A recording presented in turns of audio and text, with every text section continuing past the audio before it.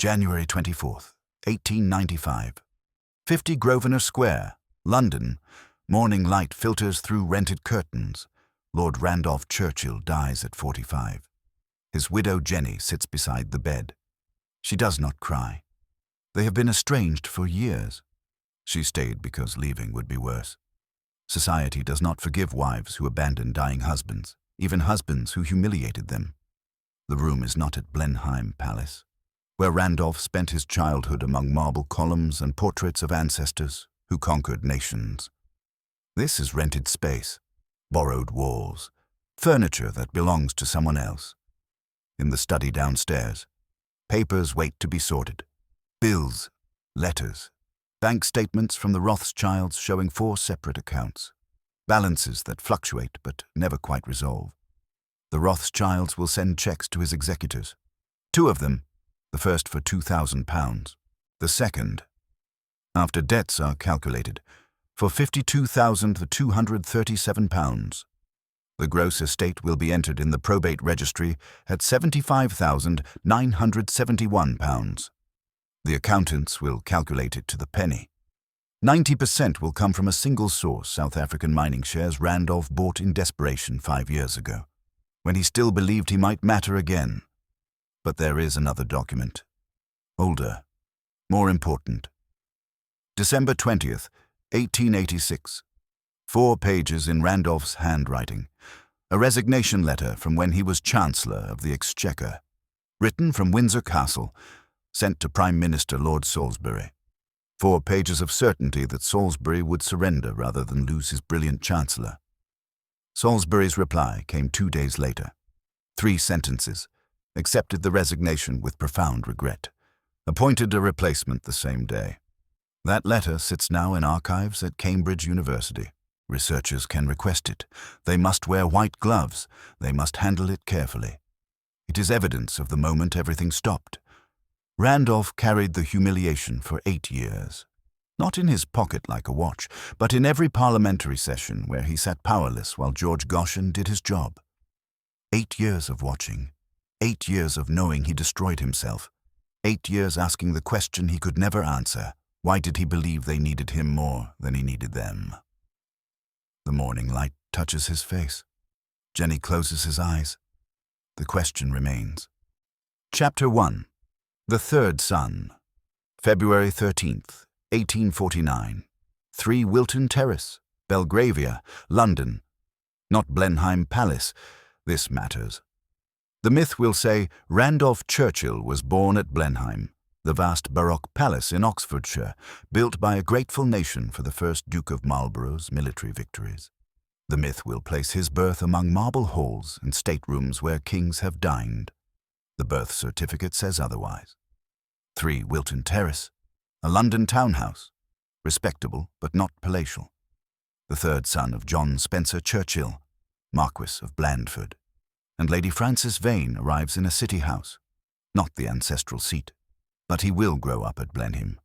He will know every room, every corridor, every portrait of ancestors who conquered nations, and he will know, from the moment he understands anything, that none of it will ever belong to him. The palace reputedly costs £30,000 each year to maintain. The roof alone requires an army of workmen. The grounds need gamekeepers, gardeners, groundskeepers. The state rooms demand constant cleaning, constant repair. £30,000 annually just to keep the building from falling into ruin. Randolph's father does not have £30,000. The 7th Duke, when Randolph's grandfather dies and his father inherits the title in 1857, will struggle his entire life to maintain the palace. The building is a gift from the nation. The costs are the family's burden. Randolph is 8 years old when his father becomes Duke, old enough to understand what inheritance means. George, his eldest brother, is 16. George will inherit the title. The palace, the estates, the debts, the responsibility, the future. Their father takes George aside, explains the accounts, shows him the ledgers, teaches him what it costs to be Duke of Marlborough. Frederick, the second son, is 13. Frederick will go into the military. An honorable career for second sons. A purpose. A life of his own making. Randolph is third. Third sons receive a courtesy title, Lord Randolph, that grants social status, but no property. Third sons must make their own way, find their own purpose, build their own future from nothing except a famous name. The palace has 187 rooms. Randolph occupies the ones third sons occupy, not the state apartments, not the rooms where George learns to be duke, the rooms in the wings, the rooms that are grand by any normal standard but modest by Blenheim's scale.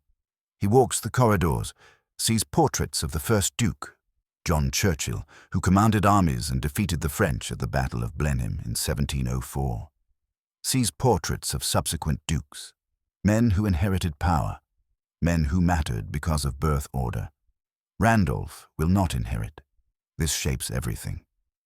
He goes to Eton in 1863, age 14. Eton College, where aristocratic boys learn to be aristocratic men, where sons of dukes and earls and viscounts prepare for lives of power and influence. Randolph is neither distinguished academically nor athletically. His contemporaries describe him as vivacious, unruly. He stands out not through achievement, but through behavior, through being noticed, through making himself impossible to ignore even when he accomplishes nothing remarkable. At Eton, he makes friends who will matter more than his grades. Arthur Balfour, Archibald Primrose, who will become Lord Rosebery. Both will become prime ministers. Both will remember the vivacious, unruly boy who made them laugh. He learns something crucial at Eton. If you cannot matter through inheritance, you can matter through personality, through charm, through being the one people remember. October 1867. Merton College, Oxford. Randolph matriculates to study jurisprudence and modern history. He arrives with Archibald Primrose, now with his own courtesy title of Lord Dalmeny. They both join the Bullingdon Club. The Bullingdon is not about academics. It is about champagne-fueled parties, elaborate dinners, destructive behavior that would get ordinary students expelled, but that aristocratic students perform with impunity. The club's purpose is to demonstrate that certain people operate under different rules. Randolph demonstrates this repeatedly. He is frequently in trouble with university authorities. Drunkenness, smoking in academic dress, a violation of regulations that matters to Oxford administrators. Smashing windows, including, reportedly, at the Randolph Hotel named for an ancestor. Perhaps he finds this amusing. Perhaps he feels entitled to destroy things bearing his family name. The university threatens expulsion, multiple times. Expulsion never comes. His father intervenes, or his name intervenes, or the university decides that expelling the grandson of a duke over broken windows would create more trouble than tolerating the behavior. Randolph learns audacity without accountability works. If you have the right name, his behavior is infectious. Friends join him. Contemporaries copy him. He gains reputation as enfant terrible, the terrible child who breaks rules and faces no consequences. But he is not stupid. He is well read. He has genuine interest in history. His tutors note his knowledge of Gibbon's decline and fall of the Roman Empire. He could be a serious student if he chose. He chooses otherwise. 1870. He takes his final examinations. Receives second-class degree in jurisprudence and modern history. Respectable, adequate, unremarkable. But he leaves Oxford with something more valuable than a first-class degree, a network. Balfour, Rosebery, other well-connected young men who enjoyed being entertained by him, who will remember him when they have power. He returns to Blenheim. His father focuses on George. Now preparing in earnest to inherit, Frederick pursues military career. Randolph hunts, rides, attends parties, lives the life of a young aristocratic man with no particular purpose. The palace surrounds him, 187 rooms, grounds that stretch for acres, the column of victory visible from windows, commemorating the first duke's triumph. Everything reminding him this is your heritage, this is your history, this will never be yours. Something is forming in him, a pattern, a way of being in the world. He cannot inherit power, so he must seize it. He cannot matter through birth order, so he must matter through force of personality. He cannot rely on what is given, so he must take what he wants. This is compensatory grandiosity, the psychological mechanism of displacement, the third son's burden. What it is seizure as substitute for inheritance. Audacity replacing legitimacy. Brilliance compensating for lack of position. How it functions. Make yourself impossible to ignore. Break rules. Threaten. Escalate. Win through daring what you cannot win through birth. Why it develops. In a system where primogeniture determines everything, where the eldest son receives all, and younger sons receive nothing, Randolph's only asset is force of personality. His charm, his willingness to do what others will not, his refusal to accept obscurity. What it costs, identity built not on solid foundation but on constant performance, on always being the most audacious person in the room, on never being able to stop seizing because stopping means disappearing. Fragility masked by aggressive confidence. The pattern works. At Oxford, it worked, broke windows, faced no expulsion. At Eton, it worked. Made himself memorable when he accomplished nothing distinguished. The pattern will continue working. For years. For decades. Until the moment it does not. But Randolph does not know this yet. He is 21 years old. He has a famous name. He has powerful friends. He has learned that audacity works. He has learned the exact wrong lesson. The stone walls of Blenheim surround him. The portraits watch. The palace that reputedly costs £30,000 yearly to maintain stands as monument to inherited power he will never possess. So he will seize power instead. The third son has no other choice. Chapter 2. The American Gamble and Royal Black Male. August 12th, 1873. Cowes Regatta, Isle of Wight. The sailing regatta is one of the great summer social events. Ships crowd the harbour. The Prince of Wales attends. Aristocratic families gather aboard yachts. This is where alliances form, where marriages begin, where futures are negotiated over champagne and salt air. Randolph Churchill, 24 years old, third son with no inheritance, attends a shipboard party. Jenny Jerome is there. Age 19, American, daughter of Leonard Jerome, a New York financier whose fortune rises and falls with alarming volatility. He has been bankrupted twice, but today his fortune is ascendant, and his daughters are in Europe seeking titled husbands. Jenny is famously beautiful, dark hair, striking features. Society pages will describe her as having perfect beauty and impeccable taste. They will not mention that she is also spoiled. Vain, accustomed to getting what she wants, Randolph and Jenny meet. The Prince of Wales introduces them. 3 days later, they are engaged. 3 days. Not 3 months. Not 3 weeks. 3 days from introduction to commitment. This should be simple. An engagement, a wedding, a life together. It takes 6 months of brutal negotiation before they can marry. Leonard Jerome wants to protect his daughter. British law in 1873 grants husbands absolute control over wives' property. Everything Jenny brings to marriage becomes Randolph's to control. Jerome wants assurances, wants protections, wants guarantees his daughter will have independent income.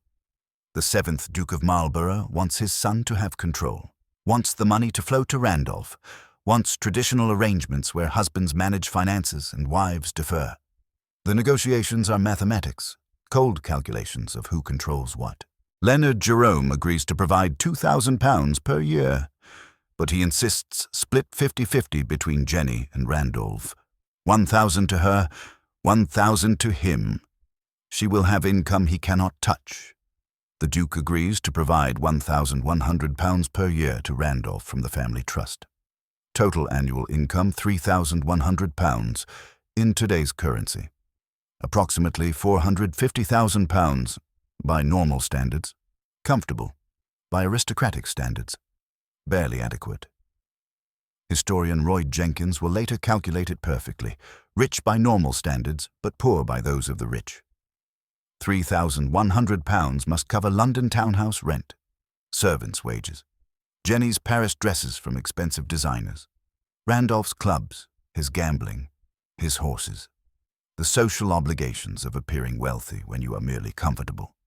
It will never be enough. April 15th, 1874. British Embassy, Paris. They marry. 7.5 months later, November 30th. 1874. Winston Leonard Spencer Churchill is born at Blenheim Palace. The official story, premature birth.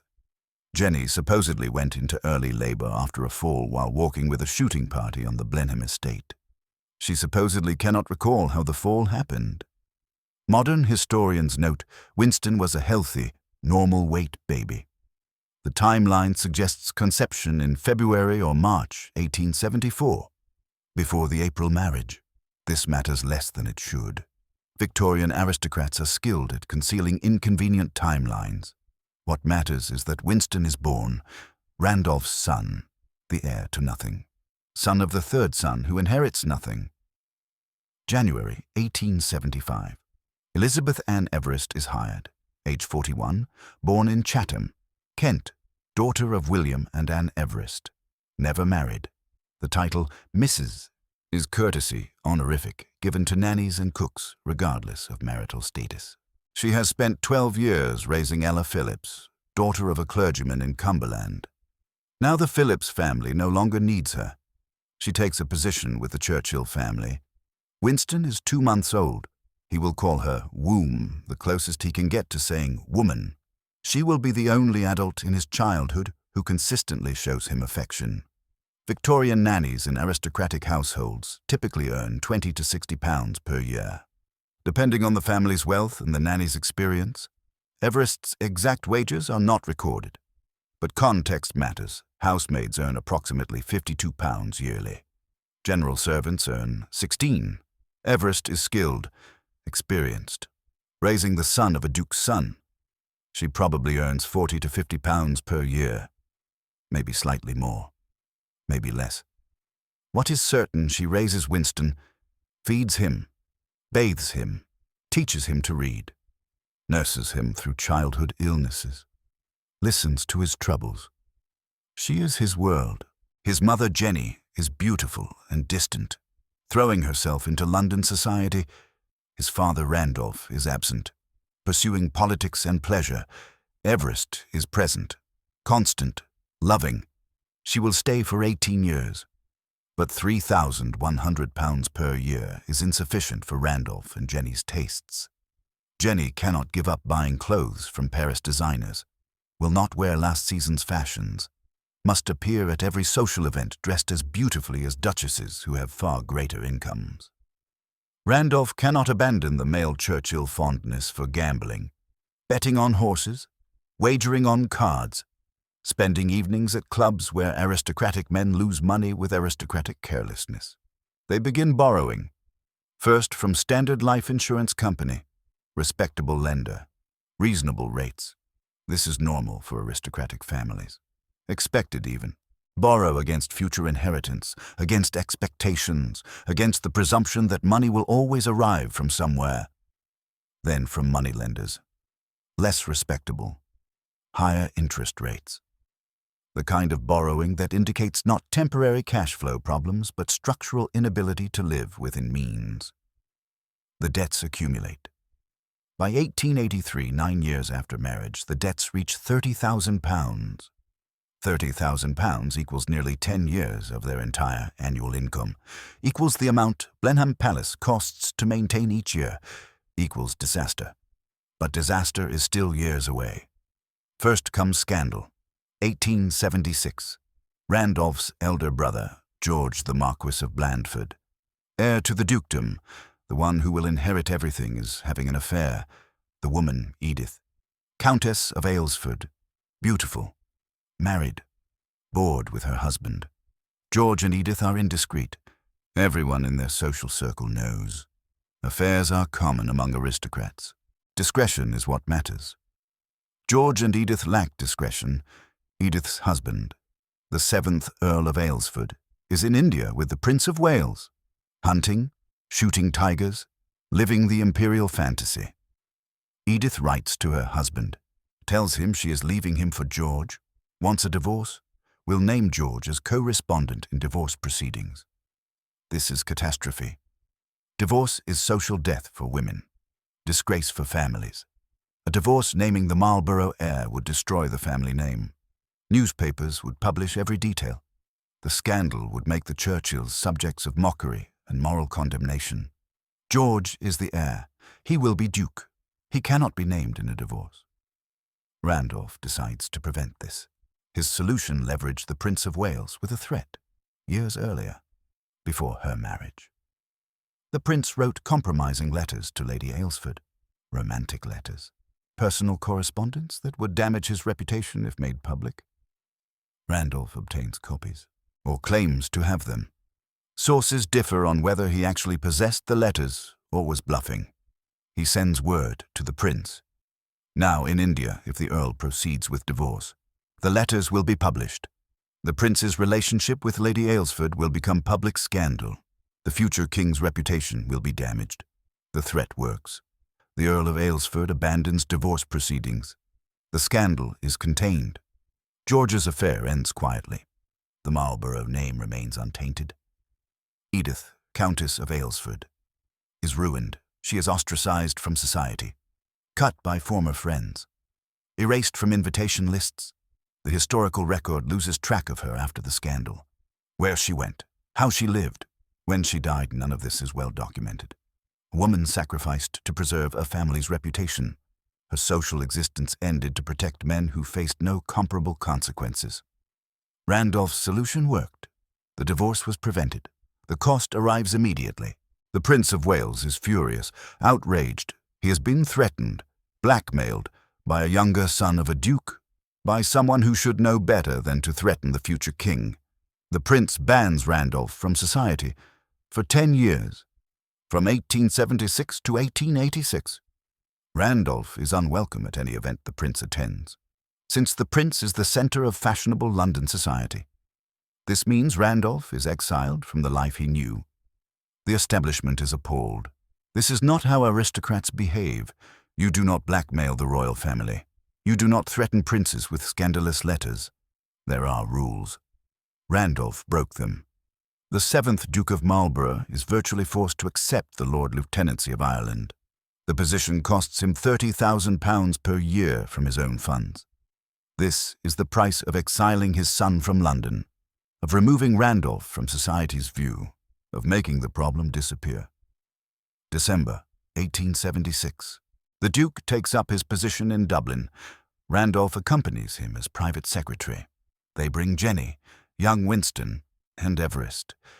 The little lodge becomes their residence, official home while the Duke serves as Lord Lieutenant of Ireland, exile disguised as opportunity, punishment framed as career advancement. Randolph is 27 years old. He prevented a family scandal through blackmail. It worked. The Earl abandoned the divorce. George was protected. The Marlborough name survived intact. But Randolph is in Dublin, away from London, away from power, away from the life he wanted. The pattern is reinforced. Escalation worked. Threatening someone more powerful prevented disaster. Audacity succeeded. The pattern is also complicated. There were consequences, severe ones. The prince's ban, the family's forced exile, the cost of £30,000 yearly to keep Randolph away from London. A split develops in Randolph's understanding. Public bravado, the blackmail worked. The scandal was prevented. He protected his family. He won. Private awareness, he is in exile. He threatened the future king and is paying for it. His daring has costs. He holds both truths simultaneously, believes both. The blackmail succeeded. The exile is real. This split between believing his audacity works and knowing it carries consequences will define him. For now, he is in Dublin, learning governance, making political connections, serving as his father's secretary. These years in Ireland will teach him about administration, about policy, about how government functions. They will also teach him that he can blackmail princes and survive. He learns both lessons. He will remember only one. Chapter 3. The Meteor. 1880. General election. The Conservatives are defeated after 6 years in power. William Gladstone's Liberals form government. Benjamin Disraeli, the Conservative leader, is aging and exhausted. Randolph Churchill returns to London from Irish exile. He is 31 years old. The Prince of Wales's ban is not yet lifted, but political opportunity does not wait for social rehabilitation. Randolph has been elected Member of Parliament for Woodstock, a constituency near Blenheim that his family controls. He takes his seat in the House of Commons. The Conservative Party is in disarray, defeated, demoralized. Their front bench is elderly men exhausted by loss. The back benches are filled with MPs who have no clear direction, no strategy for opposition, no energy for fight. Randolph sees opportunity. He forms what becomes known as the Fourth Party. Not an official faction, not a recognized group. Just 4 young Conservative MPs who sit together below the gangway and attack their own party leadership almost as viciously as they attack the Liberals. The 4: Lord Randolph Churchill, Henry Drummond Wolfe, John Gorst, Arthur Balfour. Randolph's friend from Eton and Oxford, nephew of Lord Salisbury, who will become Conservative leader when Disraeli dies. They are brilliant at parliamentary theatre. They heckle. They interrupt. They make witty speeches that delight the press gallery and infuriate the Conservative front bench. They position themselves as young rebels fighting elderly incompetence. Word spreads through Westminster when Randolph is about to speak. MPs crowd into the chamber. The press gallery fills. The signal later popularized as "Randy's up" that something entertaining is about to happen. He is electric in debate, quick-witted, savage, funny. He makes opponents look foolish, makes his own party leaders look out of touch. The chamber fills for him in ways it does not fill for cabinet ministers who have actual power. Between 1882 and 1885, he coins a phrase, Tory democracy. It sounds substantial, sounds like political philosophy, sounds like he represents working-class conservatives against aristocratic party leadership. The phrase gets repeated in newspapers, discussed in clubs, analyzed by political observers. Historian Robert Blake will later write, "There was no real policy behind it, no program." Tory democracy is noise, effective noise, entertaining noise, but noise nonetheless. Randolph never defines what Tory democracy means in practical policy terms, never proposes specific legislation to implement it, never builds organizational structure to advance it. The phrase is weapon, not blueprint. Useful for attacking party leadership, useless for governing. But the theater works. He becomes famous. Newspapers cover his speeches. Political cartoonists draw him. He is the most talked about backbench MP in Parliament. He has power without responsibility, attention without accountability. The pattern is working again. Audacity without structure, performance without substance, seizing attention because he cannot inherit position. July 5th, 1883. The 7th Duke of Marlborough dies.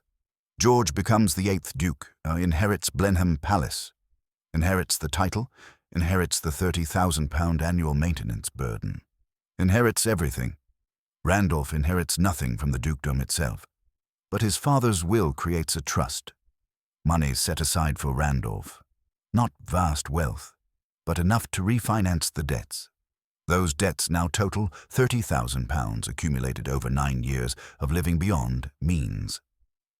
The trust allows Randolph to consolidate with Standard Life Insurance, convert multiple high-interest loans from moneylenders into single manageable debt with respectable institution. This solves nothing structurally. Randolph and Jenny do not reduce spending. They simply reorganize the debt at home. Life continues its separate patterns. February 4th. 1880.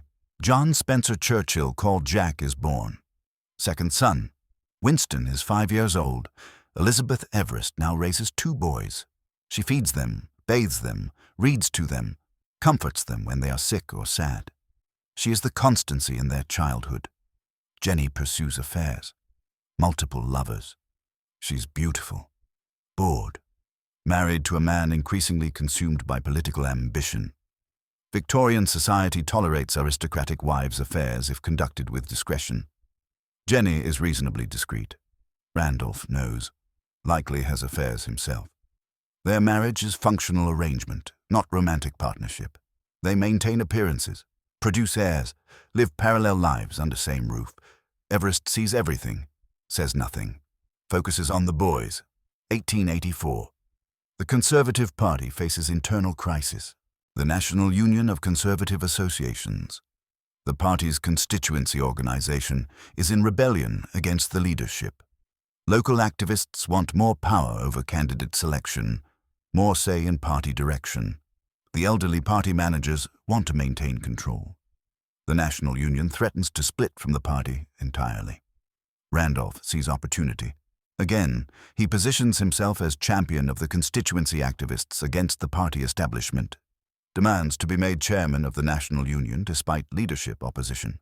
Threatens to lead the rebellion if refused. Lord Salisbury, now Conservative leader after Disraeli's death, faces a choice. Let Randolph tear the party apart. Or negotiate. Salisbury negotiates. The compromise is elegant. Randolph becomes chairman of the National Union, gets the title, gets the appearance of victory. But Salisbury extracts concessions. Randolph will not actually use the position to build independent power base in constituencies. Will not create parallel structure challenging parliamentary leadership. Randolph agrees. He wanted the fight, the drama, the appearance of victory. Once achieved, he loses interest in the organizational work of constituency politics. He trades real power control over local party machinery for symbolic power, gets himself admitted to leadership circles, abandons the weapon he used to force admission. Pattern continues threaten, escalate, win concession, move on, never build institutions, never consolidate gains, always seek next dramatic confrontation. June 24th, 1885. Gladstone's Liberal government falls. Lord Salisbury forms minority Conservative government. Randolph is appointed Secretary of State for India. Cabinet rank, age 36. Salary £5,000 per year. This is the first substantial income of his political career. Combined with his settlement and trust income, he now has approximately £8,100 annually. Comfortable, not wealthy, but solvent. India is the jewel of the British Empire, governing 300 million people. The India Secretary in London directs policy that the Viceroy in Calcutta implements. This is serious power, real authority over vast territory and populations. November 1885. Randolph orders British forces to invade Burma. The official reason King Thibaw of Burma has threatened British commercial interests, imposed fines on British timber companies. The actual reason, imperial expansion. Adding territory. The Third Anglo-Burmese War is conquest disguised as commercial protection. Randolph frames it as Christmas present for Queen Victoria, a New Year present of expanded empire. The military campaign is quick. British forces overwhelm Burmese resistance. King Thibaw is captured and exiled. Burma is annexed to British India. The costs, Randolph estimates the war will cost £500,000. The actual cost to the Indian treasury exceeds £5 million, 10 times his estimate. Indians pay these costs. Britain extracts the money from Indian revenues. Indian taxpayers fund the conquest of Burma. The war's financial burden falls entirely on the colonized, not the colonizers. The guerrilla resistance continues for years. The official victory conceals ongoing insurgency that costs more lives and more Indian money. Historians will later describe Randolph's Burma policy as blatant imperialism, resource extraction, territorial expansion, costs imposed on colonized peoples who had no say in the decision. But in London, the annexation is celebrated. The Queen is pleased. The Conservative government appears strong. Randolph gains reputation as decisive imperial administrator. And he learns something dangerous. You can overspend estimates by 10 times and face no personal consequences if the costs fall on people who cannot vote you out. July 25th, 1886. Lord Salisbury's government has been re-elected. The Liberals split over Irish Home Rule. Salisbury can now govern with a majority. He appoints Randolph Churchill as Chancellor of the Exchequer, age 37, the youngest Chancellor in over a century. Chancellor is second only to Prime Minister in government hierarchy, controls the budget, determines spending priorities, shapes economic policy. This is peak power for someone who started as third son with no inheritance. Queen Victoria writes in her diary of her concerns. Biographers record her calling him so mad and odd. She does not trust Randolph, finds him erratic, worries about his judgment. But Salisbury needs him. Randolph's popularity, his rhetorical skills, his energy, these matter to a government trying to consolidate power. Randolph is Chancellor. Every gamble has paid off. Every escalation worked. Every threat succeeded.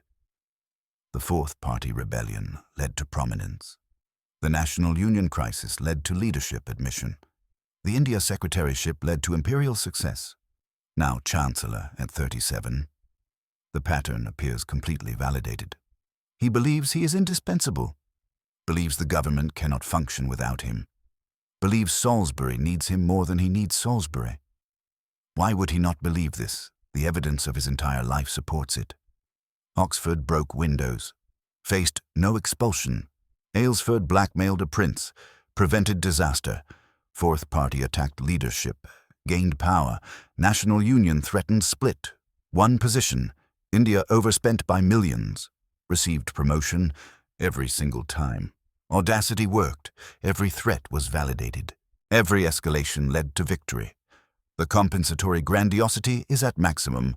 The third son, who could not inherit, has seized the second highest position in government, has proven you can take what you cannot be given. He feels contempt for compromise, contempt for negotiation, contempt for the patient work of coalition building. These are tools for people who lack his brilliance, for people who need others' cooperation. Randolph does not need cooperation. He has never needed it. He threatens, and people surrender. This is the pattern. This is what always happens. He is Chancellor of the Exchequer, age 37.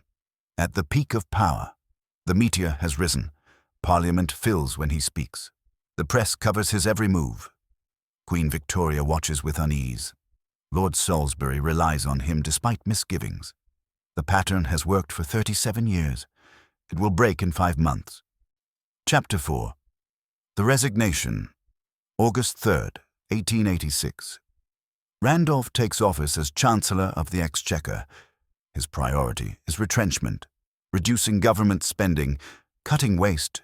He believes the Conservative government spends too much, taxes too heavily, burdens the economy with unnecessary expenditure. He proposes cutting income tax by 3 pence, reforming death duties to reduce burden on estates. These are popular measures with Conservative voters, landowners, businessmen, the wealthy who feel overtaxed. But cuts require finding money somewhere. Cannot reduce revenue without reducing spending. The problem is defense. Current military spending £31 million annually. The Army and Navy demand this level to maintain Britain's global empire, protect trade routes, counter potential threats from France and Russia. Randolph demands £25 million. This is the average annual defense spending from 1874 to 1884. He argues anything above this baseline is wasteful expansion. £6 million difference, roughly 20% cut to military budget. The service ministers, War Secretary, and First Lord of the Admiralty refuse. They insist current spending is necessary. Any cuts will weaken Britain's defenses, endanger imperial interests, invite aggression from rivals. Randolph dismisses these concerns. He sees military spending as wasteful, sees service ministers as protecting their departments rather than serving national interest, sees their resistance as obstacle to his economic vision. November through December, the conflict escalates. War Secretary W.H. Smith is particularly opposed. Smith is methodical, cautious, believes in careful administration. He refuses to approve cuts Randolph demands. The specific dispute, £500,000 for fortifications, coastal defenses, harbour protections. Military infrastructure. Smith insists these fortifications are essential. Randolph insists they are unnecessary expense. Neither man will compromise. Cabinet meetings become tense. Randolph attends reluctantly. Contemporaries note he hates cabinet meetings, finds them tedious, resents having to explain his positions, dislikes the patient work of building consensus. He believes he should not need to build consensus. He is chancellor, second-ranking minister, brilliant, indispensable. Cabinet should defer to his judgment. When they do not defer, he becomes angry, contemptuous. He sees compromise as weakness, sees negotiation as surrender, the pattern that worked his entire life. Threaten, escalate. Win did not require compromise, required others backing down. He makes no effort to build coalition within cabinet for his budget proposals, makes no effort to rally public support, makes no speeches explaining why defense cuts are necessary, makes no attempt to isolate Smith or turn other ministers against the War Secretary's position. He simply demands, expects obedience. When obedience does not come, he escalates. He decides to use the weapon that has always worked: resignation threat. December 20th, 1886. Windsor Castle. Randolph is there for court duties, away from London, away from normal routine, in an environment where monarchs are reminded of their power and ministers of their service. He writes to Lord Salisbury. 4 pages. Careful handwriting, methodical explanation. He cannot support the armed services estimates at their current level, cannot present a budget to Parliament that includes £31 million for defence. His economic principles, his duty to taxpayers, his judgment as Chancellor all prevent him from accepting military spending he considers wasteful. Therefore, I must resign my office and withdraw from the government. The letter is not tentative, not exploratory, not "I am considering resignation" or "unless we can find compromise."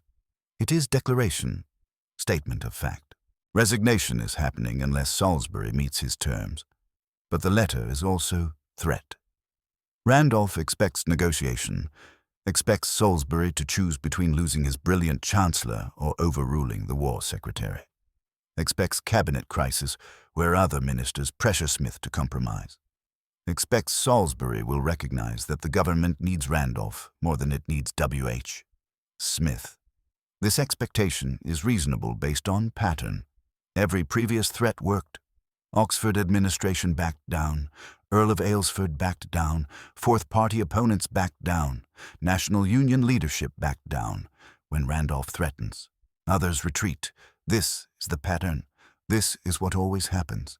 He does not tell Jenny he has sent the letter, does not tell colleagues, does not prepare public statement or rally support, acts alone, certain that his indispensability will force the outcome he expects.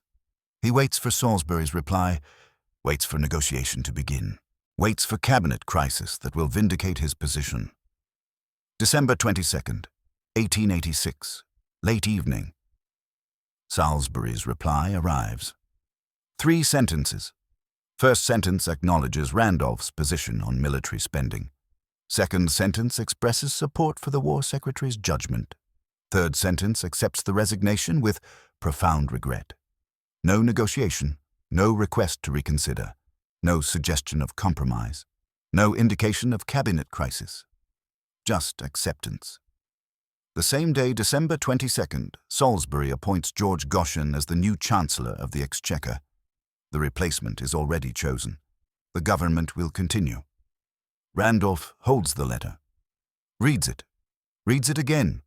3 sentences where he expected pages of negotiation, acceptance where he expected capitulation, finality where he expected crisis. This is the moment, the psychological confrontation, the forced reckoning with reality. He expected Salisbury would panic, cabinet would divide, crisis would force compromise. He would win. He got calm acceptance, immediate replacement, government continuity, complete defeat for the first time in 37 years. Audacity has failed. Oxford threatened by scandal. Father intervened. Pattern worked. Age 19. Aylesford blackmailed Prince.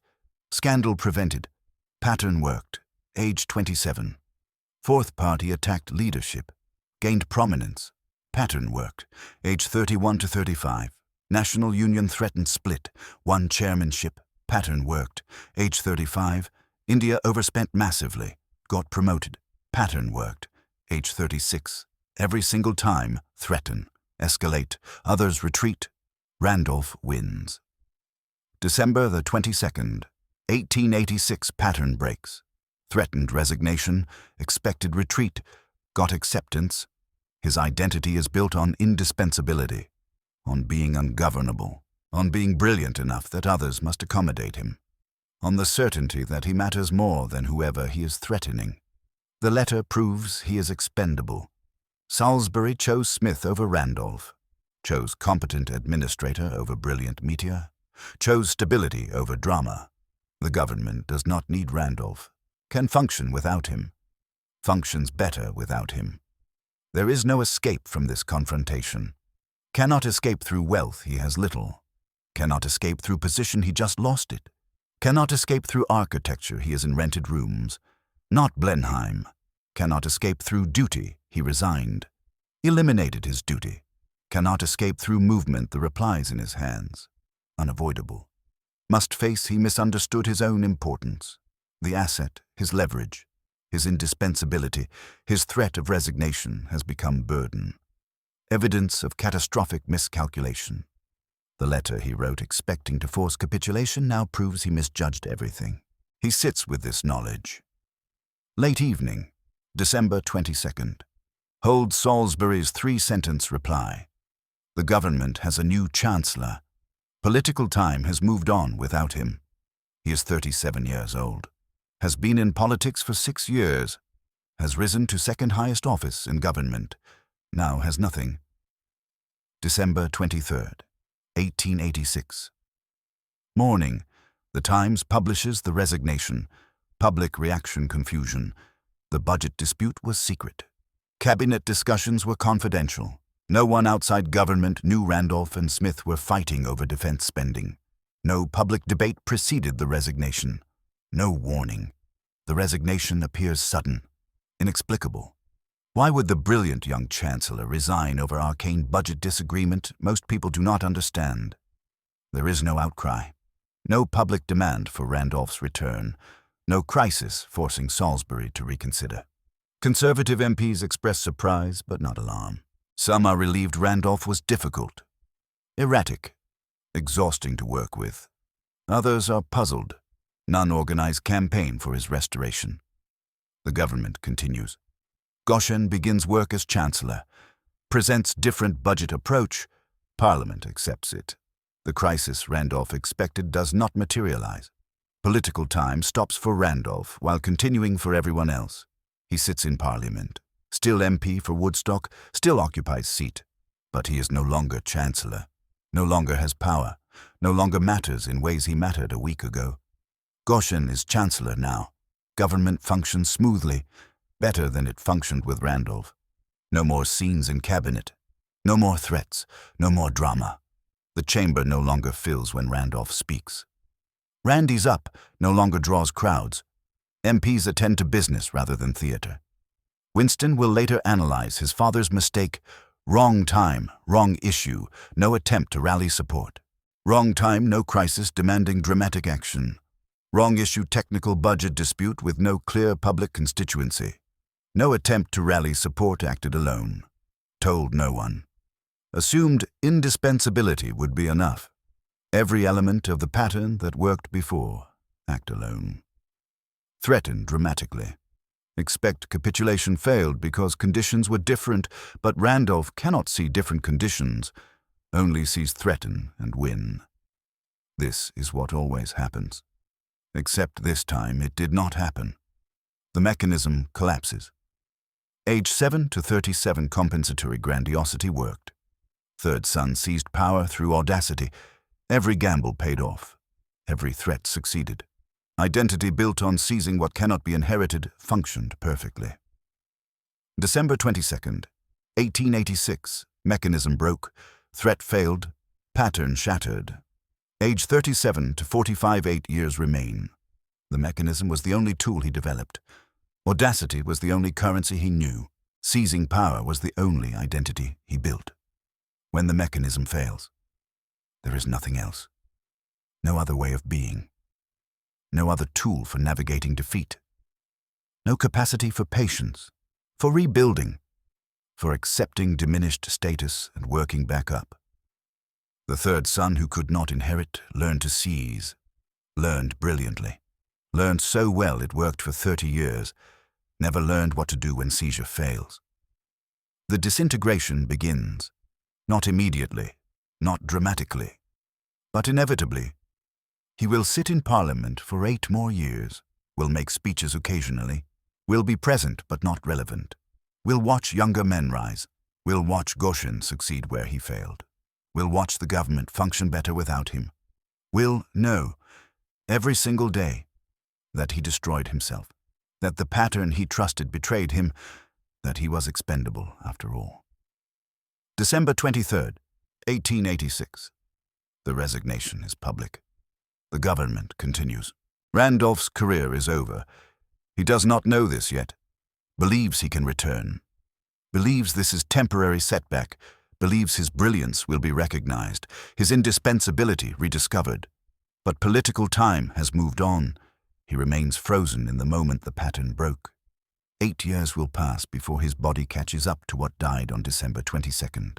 December 23rd, 1886. Career death. January 24th, 1895. Physical death. The gap between them, 8 years, 104 months, 3,144 days. What do you do when political time stops, but physical time continues? Randolph sits in Parliament, occupies his seat, votes occasionally, speaks rarely. But he is no longer Chancellor, no longer matters. The chamber does not fill for him anymore. Goshen is Chancellor. The government functions better.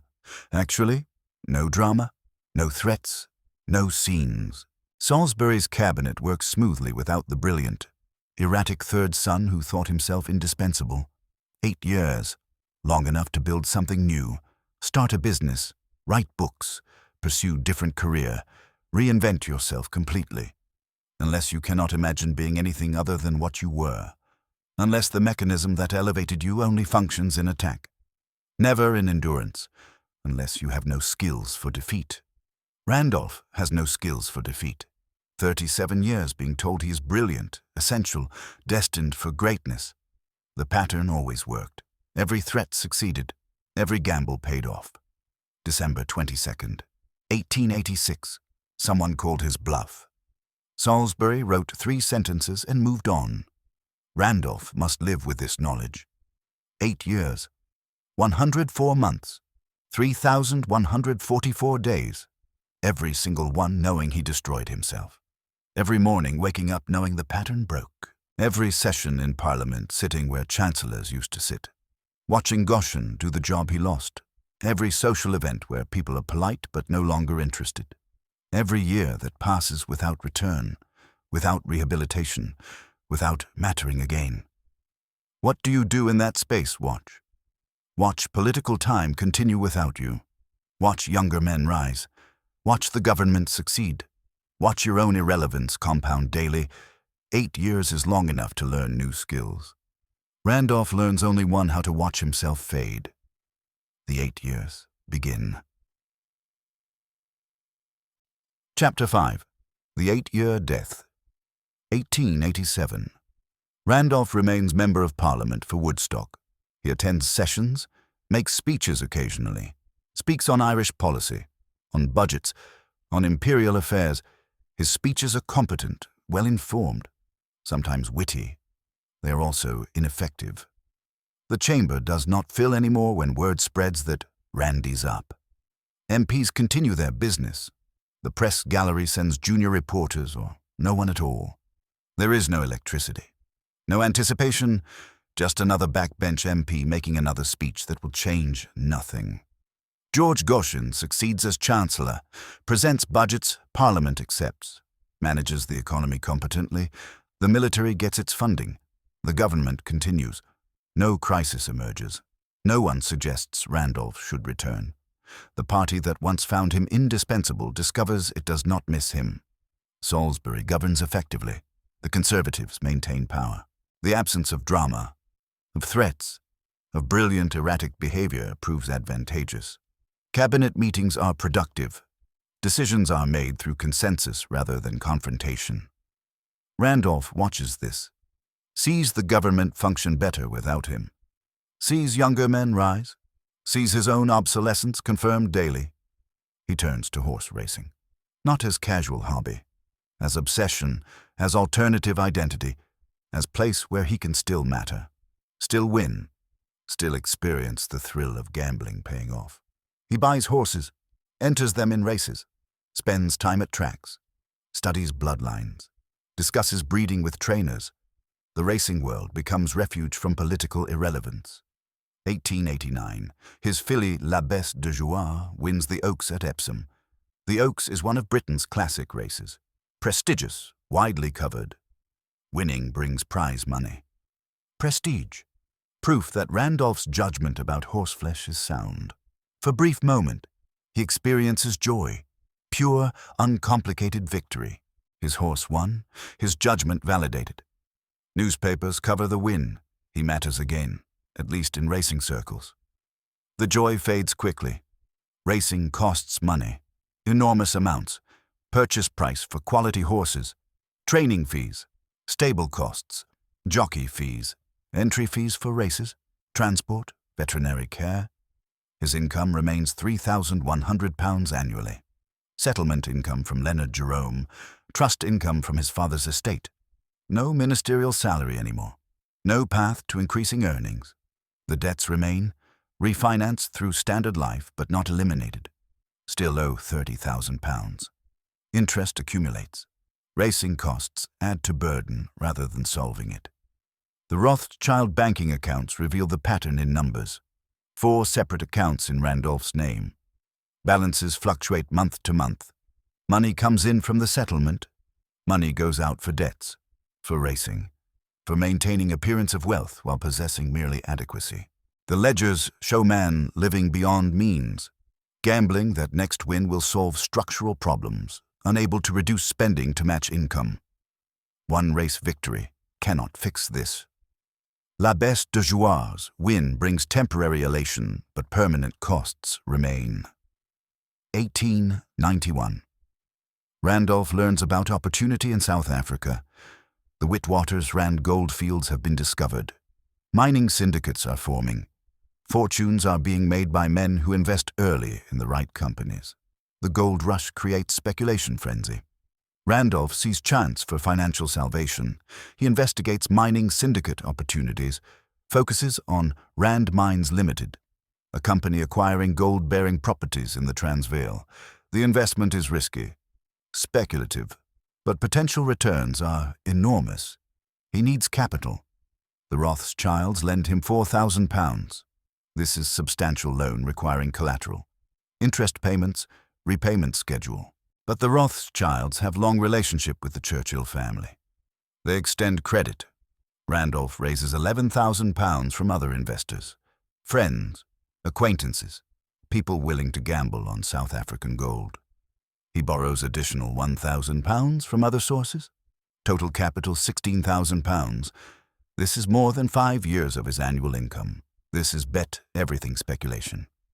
If the investment fails, the debt will be catastrophic. If it succeeds, could solve every financial problem. One of his investors is Algernon Borthwick, school friend from youth, now owner of the Morning Post newspaper. Borthwick is wealthy, well-connected, shares Randolph's appetite for risk. Borthwick does more than invest. He commissions Randolph to write 20 reports about South African mining and politics at £100 each, £2,000 total. This is legitimate income disguised as journalism. Way to fund Randolph's travel while calling it work. Autumn 1891. Randolph travels to South Africa. The official reason, seeking health and relaxation, recovering from political stress, exploring the empire, pursuing interest in colonial development. The actual reasons are 3: financial salvation. The £16,000 investment needs monitoring. needs Randolph's presence to ensure syndicate success, needs his involvement to maximize returns. Political rehabilitation, if he becomes expert on South African affairs, writes authoritatively about mining and imperial policy. Perhaps he can rebuild credibility, become the conservative expert on South Africa, find path back to relevance, escape, getting away from London where every day reminds him of failure, where Parliament sits without needing him, where Goshen does his former job, where he is yesterday's man at 42. He spends months in South Africa, tours mines, meets mining magnates, observes operations, writes reports for Borthwick, takes notes for book. He publishes Men, Mines and Animals in South Africa in 1891. The book describes his travels, his observations, his analysis of South African economic and political situation. Reviews are respectful. The book shows knowledge, shows intelligence, shows Randolph can write seriously about complex topics. But the book does not restore his career. No one reads it and thinks, this man should be back in cabinet. No one sees it as proof he has matured, gained wisdom, deserves second chance. It is respectable work by a relevant politician. The attempt at positioning himself as imperial expert fails. The conservative leadership does not need Randolph's South African expertise. They have other sources, other experts, other people who provide analysis without drama. The investment, however, will matter. The Rand Mines shares will appreciate dramatically over next 4 years. The £16,000 investment will grow to approximately £68,000 by 1895. But this wealth will not save Randolph. He will be dead before he can enjoy it. The speculation that was supposed to provide financial salvation will instead become his estate, will provide for Jenny after his death, will fund Winston's early political career indirectly. The gamble will pay off, just not for the gambler. 1893. Elizabeth Ann Everest is 59 years old, nearly 60. She raised Winston from infancy, raised Jack from birth in 1880. She has been constant presence in their lives. Winston is now 19. Jack is 13. Neither needs nanny anymore. Winston is at Sandhurst Military Academy. Jack is at Harrow School. The family decides they cannot afford to keep Elizabeth Everest. The stated reason, financial strain. The mathematics tell the story. Income £3,100 annually. Debts still owes standard life. Racing costs ongoing. Jenny's wardrobe expensive Paris designers. Must maintain appearances. Social obligations rented London house. Servants, entertaining. Elizabeth Everest's wages approximately £40 to £50 yearly. They cannot afford £50 for the woman who raised their children. They can afford Jenny's dresses, can afford Randolph's racing stable, can afford maintaining illusion of wealth, cannot afford paying the nanny. Winston protests vehemently. Age 19, at Sandhurst. Writes angry letters to his mother, demands they keep Everest. She has nowhere to go. No family to support her, no savings. She devoted 18 years to the family. Deserves better. His protests are ignored. Jenny makes the decision. Randolph acquiesces. Everest must go. Biographer William Manchester will later write the dismissal was handled abruptly and poorly. No pension, no retirement arrangement. No provision for woman who gave nearly 2 decades of service. She returns briefly to the Thompson Phillips family in Cumberland, the clergyman's family where she worked before the Churchills. But that position is temporary. They do not need her long term. She moves to her sister's house, 15 Crouch Hill, Finsbury Park, North London, working-class neighborhood, small house, crowded. She lives on sister's charity because she has no other option. Winston sends what money he can. He is military cadet. His allowance is small, but he sends what he can spare. Every month, whatever he can manage. Randolph sends nothing. The man who spends hundreds on horses, who invested £16,000 in South African mines, who maintains racing stable and social appearances, sends nothing to the woman who raised his sons. Elizabeth Everest survives on sister's charity and Winston's meager contributions. She is 59 years old, has worked since childhood, has no savings because nannies earn barely enough to live. Never enough to save. Has no pension because Victorian servants receive no pensions. Has no security because she gave her working life to family that discarded her when convenient. She lives in Crouch Hill, small rooms, modest circumstances, enormous distance from Blenheim Palace where she spent years raising Duke's grandsons. She does not complain, does not speak bitterly of the family, continues to worry about Winston, writes him letters, asks about his studies, his health, his prospects. She loves him still. He loves her still. His parents dismissed her to save £50, early 1890s. Symptoms begin. Randolph experiences numbness in his extremities. His speech begins to slur occasionally. His memory falters. Friends notice personality changes. The wit remains but becomes crueler. The energy becomes agitation. The confidence becomes paranoia. Something is wrong. Doctors examine him. Victorian medicine has limited diagnostic tools, cannot do brain scans, cannot test for specific diseases, must rely on symptoms. Observation. Educated guessing.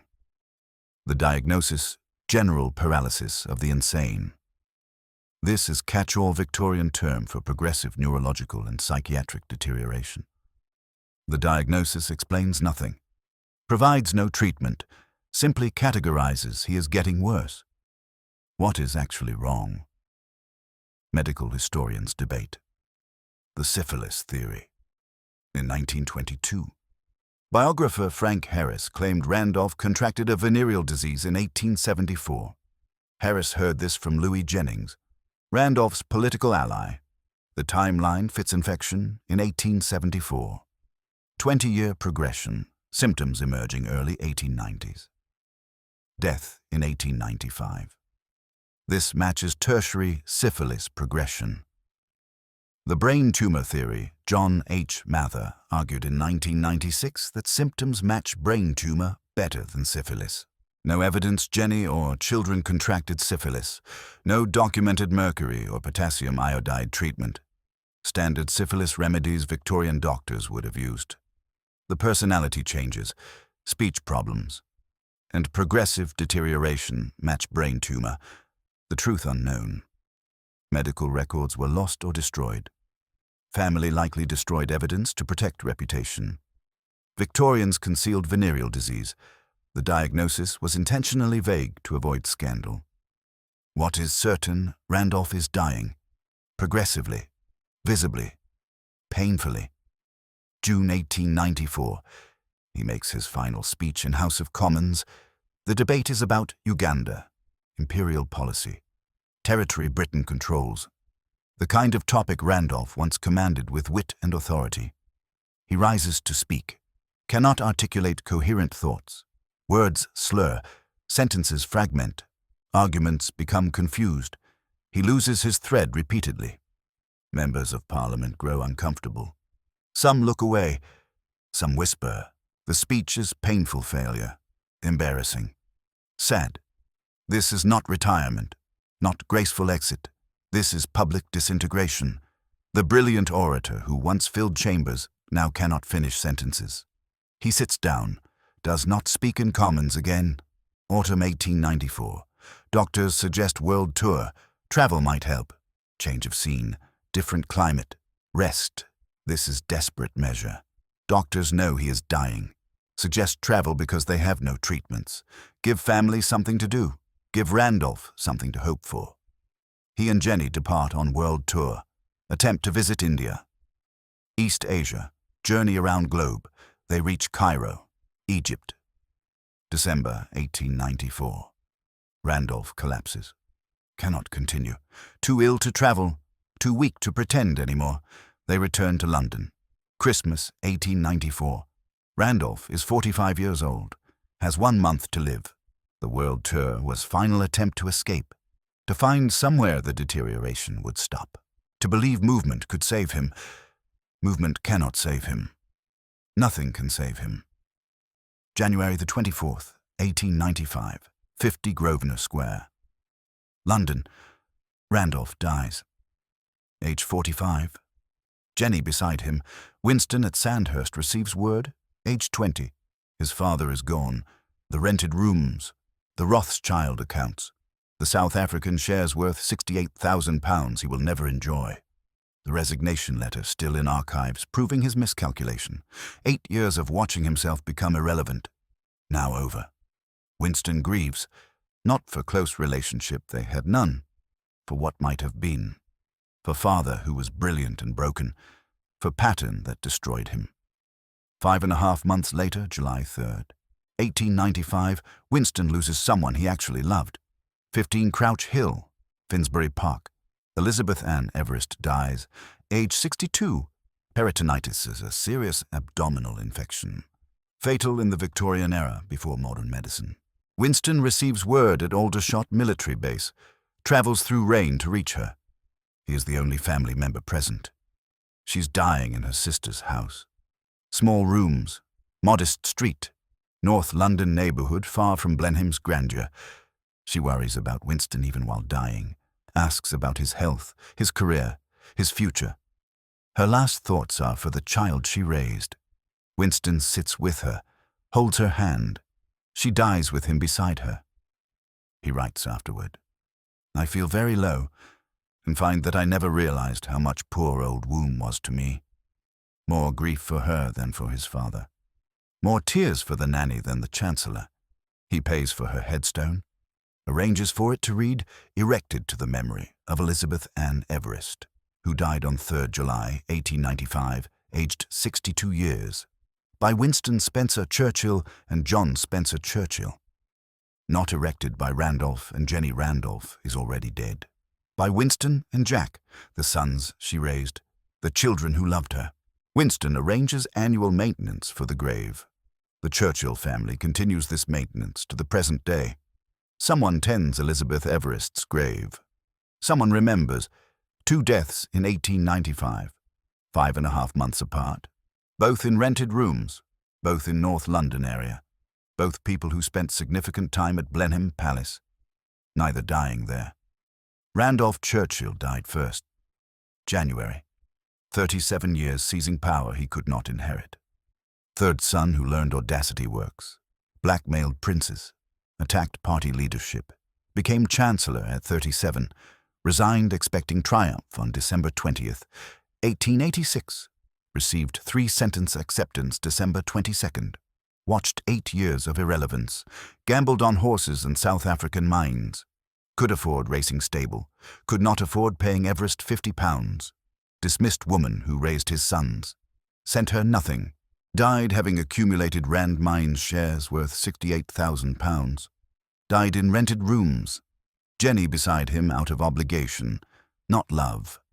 Elizabeth Everest died second, July, 18 years of service to the family, fired in 1893 to save £50, financial strain the stated reason.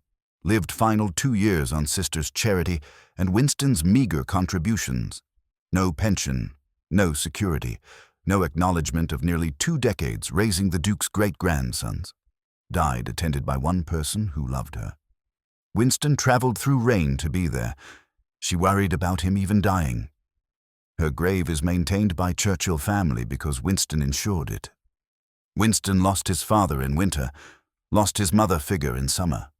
2 deaths, both in rented rooms, one attended by duty, one attended by love, one remembered by obligation, one remembered by choice. Randolph seized everything and lost it all except accidental wealth from desperate speculation. Elizabeth Everest gave everything and received nothing except Winston's devotion. Both died in North London, both in borrowed spaces, both far from Blenheim. Neither inheritance nor seizure granted them peace. The palace stands, the graves wait. The 8 years are over. The gravestone that says nothing. St. Martin's Church, Bladon, Oxfordshire. The churchyard sits within sight of Blenheim Palace. From certain graves, you can see the column of victory rising above the trees. The monument to the first Duke's triumph at the Battle of Blenheim in 1704. Randolph is buried here. Portland stone marker. Simple. His name. 2 dates. February 13th, 1849 to January 24th, 1895. 45 years. No epitaph, no mention of chancellor, no reference to Tory democracy, no list of achievements, just name and dates and silence. The gravestone says nothing because perhaps there is nothing to say that the dates do not already tell. 50 feet away, Jenny's grave. She dies in 1921, age 67, outlives Randolph by 26 years, nearby Winston's grave. He dies in 1965, age 90, outlives his father by 70 years, becomes the man Randolph never could be prime minister. War leader, savior of nations. Jack's grave is here too. Dies in 1947. The second son who lived quieter life. Visitors come daily to Winston's grave, lay flowers, take photographs, pay respects to the man who led Britain through its darkest hour. They walk past Randolph's grave to reach Winston's. Most do not stop, most do not notice. The father is footnote to the son's greatness. Cambridge University Library, manuscript reading rooms. The papers of Lord Randolph Churchill are catalogued as Additional Manuscript 9248. Researchers can request them, fill out forms, provide identification, wear white gloves when handling documents. The resignation letter is there. 4 pages. December 20th, 1886. Windsor Castle. Randolph's handwriting. I must resign my office and withdraw from the government. Every word preserved, every certainty visible. The letter radiates conviction that Salisbury will surrender, that the government needs him more than he needs them, that this threat will work like every previous threat. The letter contains 2 competing stories. Randolph's story, principled, stand, cannot support wasteful military spending. Duty to taxpayers requires resignation. Economic philosophy demands consistency. History's story, catastrophic miscalculation. Wrong time, wrong issue. No support. Tactical disaster born of hubris. Career suicide disguised as principle. Both stories exist simultaneously in same document. The paper does not choose between them. The ink records only words, not wisdom. The handwriting shows confidence, not consequences. What is not disputed the outcome. Salisbury wrote 3 sentences accepting. Government continued. Career ended. The letter sits in archives, available to anyone curious enough to request it. Physical evidence of moment pattern broke, of evening everything changed, of miscalculation that destroyed brilliant career. Researchers handle it carefully. Read it. Return it to archival box. The letter survives. The career it ended does not. Winston wrote 30 years after his father's death. Randolph died when debts almost equaled assets. This created image financial catastrophe. Near destitution. Debts consuming everything. Family barely solvent. The Rothschild archive in London reveals a different truth. The banking ledgers survive. Open to researchers who request access. The numbers are recorded precisely. 3 weeks before death, Randolph owed £12,758 across 4 accounts. Significant debt, but not catastrophe. Gross estate at probate, £75,971. In 2023, currency approximately £11 million. The Rothschilds sent 2 checks to executors. First, for £2,000 as interim payment. Second, for £52,237 after debts were settled. Net estate approximately £52,000. The source 90% from Rand Mines shares. The desperate 1891 speculation, the £16,000 gamble. 4 years of appreciation, turned into £68,000 approximately. Actual ratio debts equaled 17% of assets, not almost equal. Winston's claim was false or severe exaggeration. Why exaggerate perhaps childhood memories of financial stress? Perhaps better narrative tragic genius destroyed by debt feels more dramatic than speculator who died wealthy by accident. Perhaps protecting father's reputation by suggesting nobility in poverty. But ledgers do not lie. Randolph died in debt, but not destitute. Died wealthy from gamble he never lived to enjoy. The will was written in 1883, updated but not fundamentally changed. Jenny receives £500 cash. Small amount, symbolic more than practical. The rest goes into Lord Randolph Churchill's will trust. Trustees Duke of Marlborough, Brother George, George Howe, Jenny herself. The capital approximately £50,000. 90% Rand Mines shares. Income flows to Jenny for life. The trust generates several £1,000s annually. This supports her for 26 years after Randolph's death. The will contains curious clause. Trustees may divert half the income to Winston and Jack after second marriage of my said wife. The wording is ambiguous. Does after mean in the event of or beginning from the date of? 1900, Jenny remarries. George Cornwallis West, age 46. Her new husband is younger than Winston. The trustees do not invoke the clause. Continue paying full income to Jenny. Perhaps they interpret after as discretionary. Perhaps they pity her. Perhaps they ignore awkward provision. 1913. Lawyer discovers clause during loan review. Winston and Jack learn about it. 13 years after Jenny's remarriage. They are angry but do not press the issue. The trust supports Jenny until 1921, her death, then divides between Winston and Jack. The South African speculation, the desperate gamble of 1891, became Family Financial Foundation. Supported Jenny through 2 more marriages. Helped fund Winston's early political career indirectly. Provided for Jack's family. The thing Randolph did seeking salvation could not save him, but saved them. Lord Rosebery knew Randolph from Eton. Watched entire career, became Prime Minister himself. His assessment of Randolph's political legacy was withering much noise. Little achievement, theatre and drama, but no lasting substance. Noise undisputed, fourth party theatre. Randy's up, phenomenon. Parliamentary speeches, newspaper coverage, political drama, resignation crisis. Achievement, what actually changed because Randolph existed, Burma was annexed. This was blatant imperialism. Cost Indians millions. Created guerrilla war lasting years. Hardly noble achievement. Tory democracy was coined. Robert Blake later confirmed, no real policy, no program. Just phrase, just theatre. No substance. Budget proposals went nowhere, never implemented. Goshen took different approach. Parliament accepted Goshen's budgets. Reforms none. Legislation none. Institutional changes none. What endures from political career, the resignation, the catastrophic miscalculation, the warning about hubris and indispensability. Rosebery's assessment stands. Noise without achievement. Theatre without substance. Brilliance without legacy. Why did he believe they needed him more than he needed them? Because pattern recognition told him so. Every threat had worked. Age 19 at Oxford faced expulsion, avoided consequences. Age 27 at Aylesford blackmailed Prince. Prevented scandal. Age 31 to 35 in Fourth Party attacked leadership. Gained prominence. Age 35 at National Union threatened to split. Won position.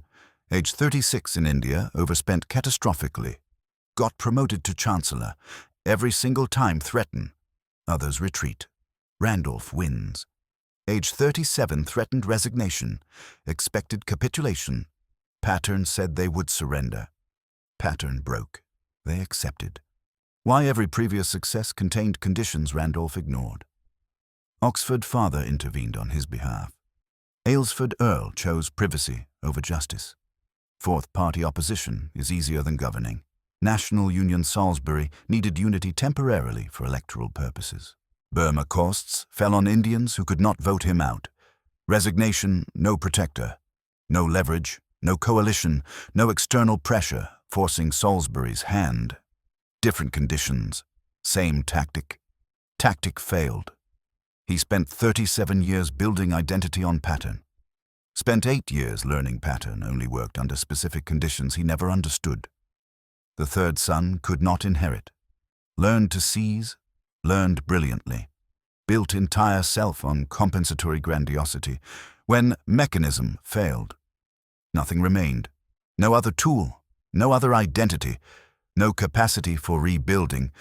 The pattern made him formidable, made him chancellor at 37. then destroyed him when conditions changed. Inseparable, the pattern and the man, the brilliance and the fragility, the seizure and the collapse. The resignation letter endures. In archives, white gloves required, evidence and warning. The mining shares endured, converted to trust, supported family. Irony that speculation worked when politics failed. The Sun endures. Winston's 1,000-page biography published 1906. Attempt to create meaning from father's failure. Vindication through devotion. The grave endures. Maintained, rarely visited. Overshadowed by Winston 50 feet away. The questions endure. Was he destroyed by disease or by himself? Medical historians say disease probably.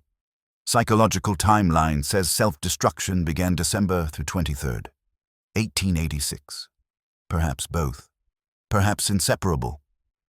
What does it mean to build identity on fragile foundation? Randolph built on indispensability, on being ungovernable, on brilliance escaping consequences. All fragile, all dependent on others' fear, all collapse when someone says no. 37 years building on sand, 8 years watching it wash away. The gravestone says nothing. Perhaps nothing would suffice. Perhaps silence is appropriate for noise without achievement. The letter sits in archives. The shares became salvation. The son became what the father could not. The question remains, can you survive when the pattern that elevated you destroys you? Randolph could not. The gravestone marks where he stopped trying.